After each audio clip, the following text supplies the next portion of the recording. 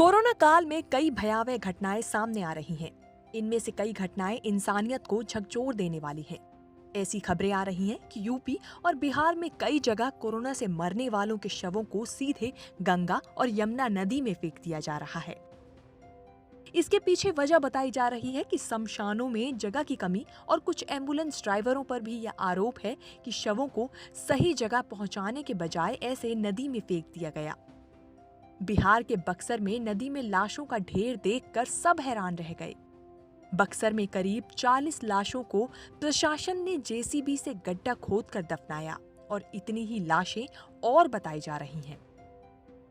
दूसरी ओर यूपी के हमीरपुर जिले से ऐसी ही दर्दनाक तस्वीरें सामने आई हैं, जहां पर यमुना नदी में एक साथ कई शवों को तैरता हुआ देखा गया। बताया गया कि गांव वाले अग्निदाह करने के बजाय शवों को सीधे यमुना में डाल दे रहे हैं। वहीं यूपी के गाजीपुर में भी गंगा नदी में दर्जनों शव मिलने से सनसनी फैल गई। दूसरी हैरान कर देने वाली खबर राजस्थान से है। राजस्थान के जालौर में शादी के दूसरे दिन एक दूल्हा कोरोना संक्रमित हुआ और अस्पताल में भर्ती होने के बाद उसकी मौत हो गई। कोरोना के गंभीर हालात सामने आने के बाद भी शादियां थम नहीं रही हैं। शादियों में आने वाली भीड़ संक्रमण फैलने की बड़ी वजह भी साबित हो रही है। बावजूद इसके कुछ लोगों पर इसका असर पड़ता नजर नहीं आ रहा है। जालौर में जो मामला सामने आया है उसने सबको हैरान कर दिया। दूल्हे को कोरोना होने के कुछ घंटों बाद ही अस्पताल में भर्ती कराया गया था और इलाज के बाद 9वें दिन दूल्हा जिंदगी की जंग हार गया। कोरोना बहुत तेजी से फैल रहा है, लेकिन कुछ लोगों को इसकी कोई परवाह नहीं है।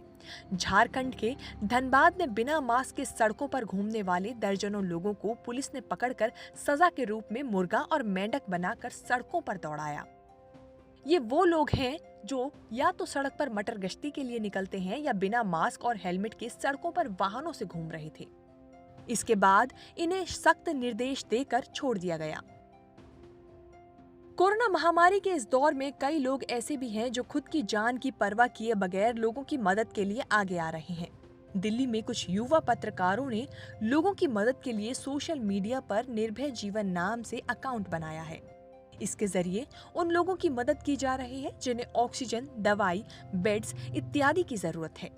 ये अपनी जॉब के साथ साथ फील्ड में उतरकर भी मरीजों के तीमारदारों की मदद कर रहे हैं।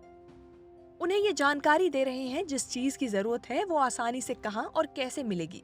परीक्षित निर्भय, तुषार कौशिक और अलका बरबेले ने ये शुरुआत की है। अब समाज सेवा के इस काम में इनके साथ कई और युवा भी जुड़ रहे हैं, जिसके जरिए दिल्ली के अलावा बाकी राज्यों में भी मरीजों की मदद की जा रही है। ब्यूरो रिपोर्ट, न्यूज़ तक।